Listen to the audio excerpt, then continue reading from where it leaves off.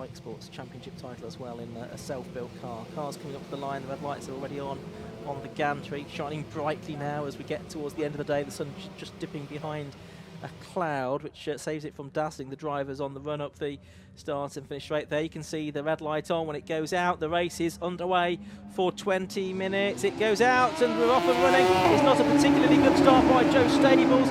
Leon Morel tried to go to the left-hand side of him. Matt Moore is, I think, possibly still just about ahead of him. Alistair Smart's made a reasonable getaway as well, but as we head through the right-hander at Rich's Corner for the first time, it's Scott Mittell leading then. Joe Stables in second, and Leon Morel is third. He's going up the inside of Joe Stables as they go into Wilson Hairpin. Didn't quite see if he got that move done. Problems for number 12, which is Andrew Fido in the SR3. He's going to pull off. That shouldn't cause a particular problem, I don't think. But yeah, what happened between Leon Morel and Joe Stables? Well, it's Stables still there in second position, isn't it, Josh, as they head down to Agostini? That's right. Leon Morel still trying to get between the two Class A drivers there. So he's having a great start, and importantly for him, getting away from class competition. We know if he wins with fastest lap, he'll be able to take the championship. And his main rival there, Matt Moore's off the road. He and Dave Watson are battling with Jules Griffiths in the Class A PR6. And Watson's gone round the outside of both of them.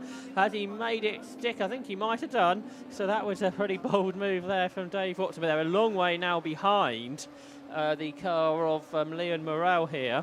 So that's all interesting stuff. And of course, Morel only leads the championship by 1 point. So the fastest lap bonus point still pretty important, because otherwise then we'll probably have a equal score situation. Anyway, that's not to worry about at the moment. It's Mittell with a decent lead. So a good start this from Scott Mittell. He's ahead of Joe Stables. But we saw him leading in race 1, didn't we? And then Joe Stables got ahead of him. But then the situation reversed itself again on the final lap when Joe Stables overcooked it by his own admission. Nothing to do with fluid down.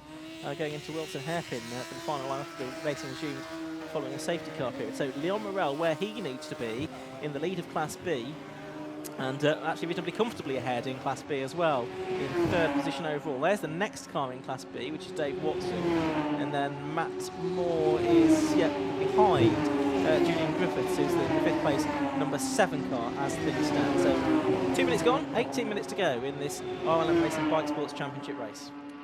Yep, that's right.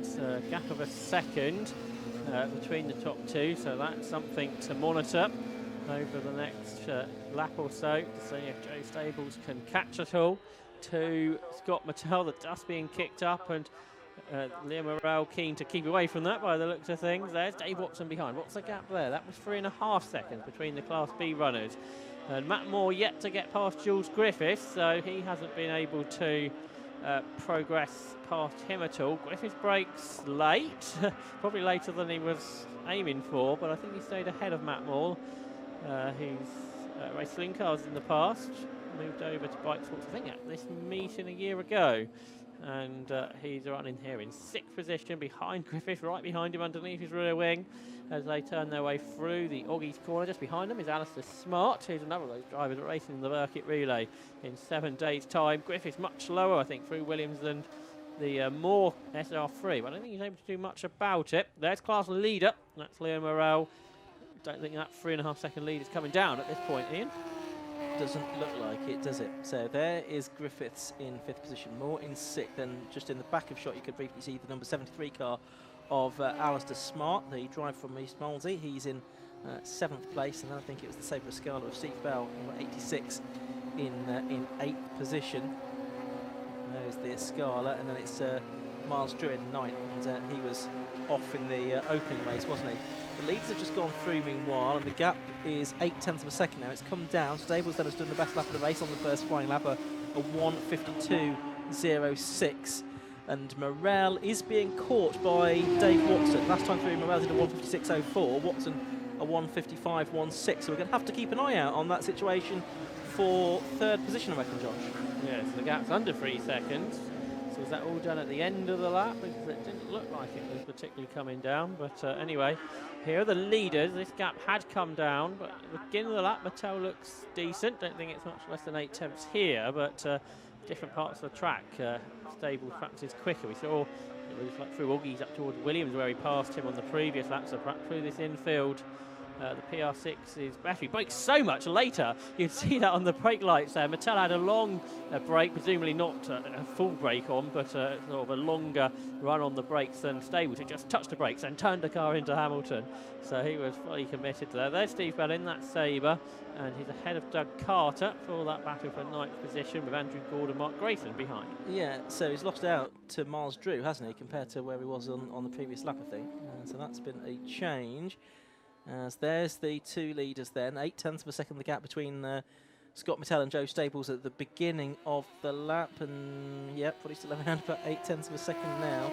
And what we saw in the first race though is that Joe Stables was able to catch and pass Scott Mattel. He's not showing signs of doing that yet. There's still 14.5 minutes of this race to go, but that would be a decisive move, wouldn't it, in this championship battle? A slight mistake there from Scott Mattel at Murray's, I think. Yeah, but then Stables was a bit sideways as well, so just keen to get the power on, and perhaps sideways is the way to do it. Looks dramatic, but it might be more successful. Again, the lap time's pretty similar to one another, but slower than the earlier race by a couple of seconds. 151s for the two of them, a tenth better for Stables. The gap's down to 7/10, but for third, that gap's down, isn't it, to 1.5 seconds. So Dave Watson's pulled another second back on Liam Morrell. So we are going to have a battle for Class B. Liam Morrell said at lunchtime when we heard from him that partially the reason Dave Watson's here is to make sure there's 6 cars in his class. Not quite sure how this is going to work out between them. We'll have to keep an eye there as well to this Class A lead battle. Over the cement. Just Stables is late on the brakes. He's right with Mattel now, Ian. Yeah, he is. So are we going to see a change of leads in the next few corners? I think there's a good possibility that we might do. So through Hamilton now down towards the right-hander opposites. Number 27, Scott Mattel, the white and red car leading. Stables tries to go around the outside of him, the number 95 black and red Radical PR6, but that doesn't work. So he's back in behind now as they head through Williams and down the Bentley Straight on lap number 4 of this race. Still a long way to go. It's going to be, what did we get in the first race? We got 10 laps out of it, but we had the safety car, of course. If we go the distance, we might even get 12 out of it, potentially. We'll just have to wait and see. Oh, and a spin, that's 85. Dave Watson. It's Watson, so that's crucial. That is crucial. That's happened at Williams. There's a lot of steam, and I think it's steam pouring out of that. It's looking much like the SR3 that went off earlier, but that's good news in some ways for Liam Morrell. The battle for the lead of the race turned its way through Coram, close together. We able to carry on racing with whatever's happened down there at Williams. Well, it's Mattel in front of Stables, but by a much reduced margin at the end of the lap compared to what we've seen before. Yes, so Watson then spinning at Williams, and not seeing if he's been able to get going. Oh, and there's a car off and through. That's Doug Carter's car as well, and another one spinning as well. And there's now cars completely blocking the circuit, I'm afraid, at Williams. Doug Carter is going to get away. Red flags out, race being stopped, and 12 minutes to go. Josh, you can do some spreadsheet work. Dave Watson climbing out of his car, trying to work out who that car is that spun. But red flags waving, hopefully, and that, yes, that car now moving away. But I think the problem is there's fluid down. The car that spun was number 6, Robert Gilman.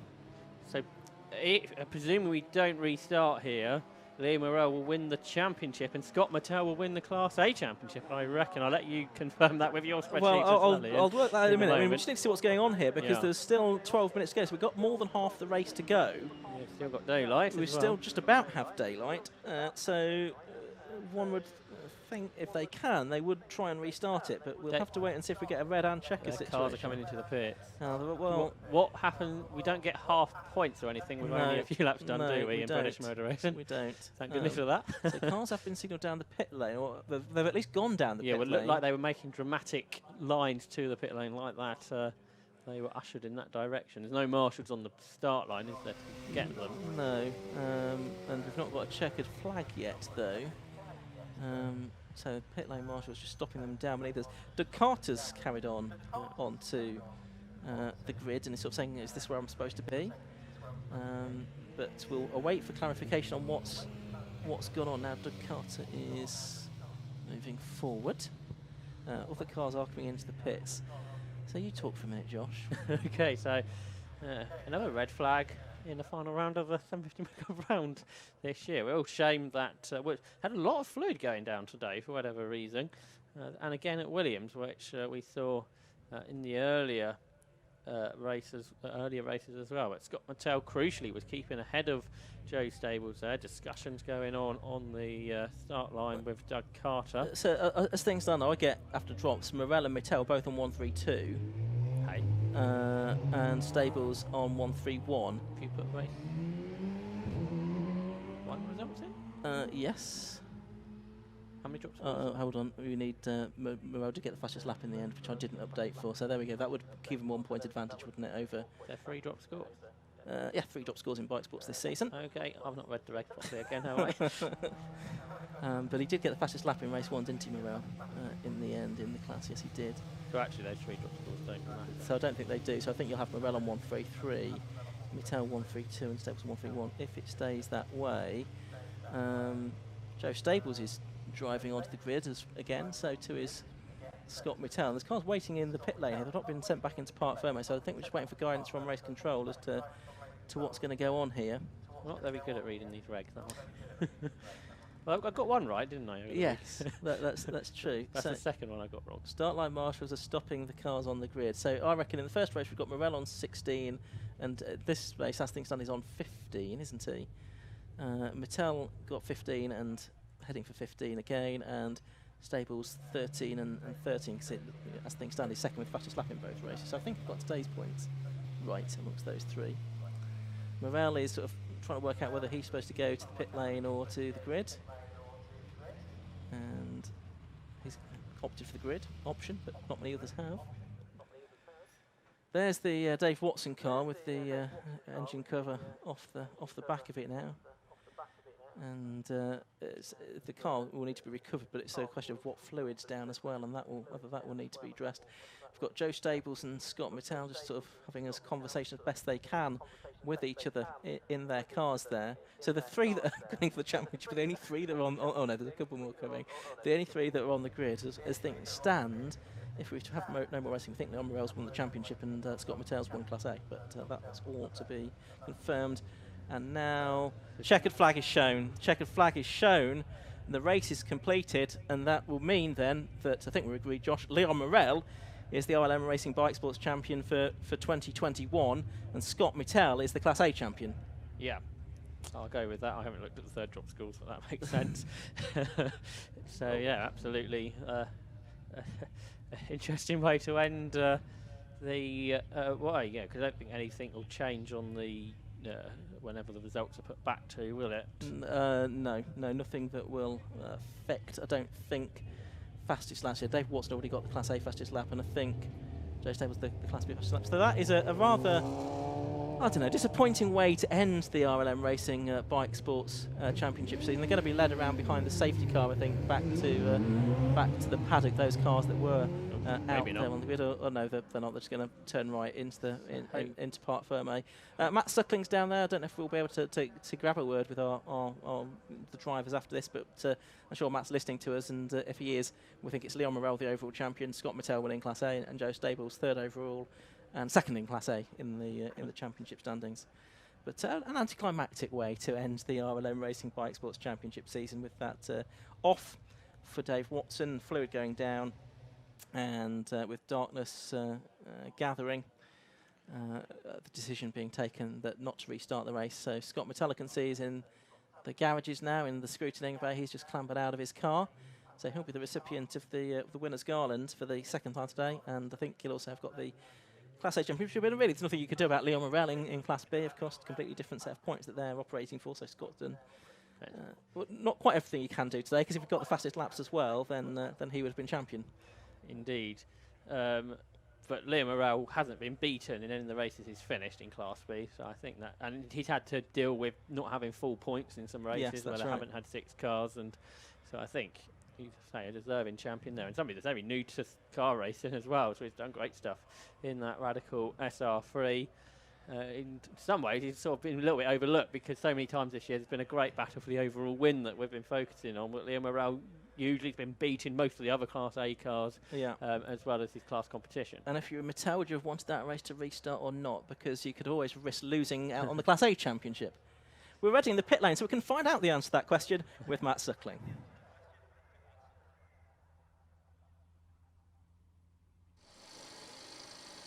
Thanks very much, Ian. Yep, down here with our race winner from the final race of the day and the final Bikesports Championship action of the year as well. Scott, well done. Not probably the way you wanted to end with the red flag, but it's a win and Class A Championship as well, we understand. Yeah, absolutely. Yeah, that was obviously the plan this weekend, try and win both.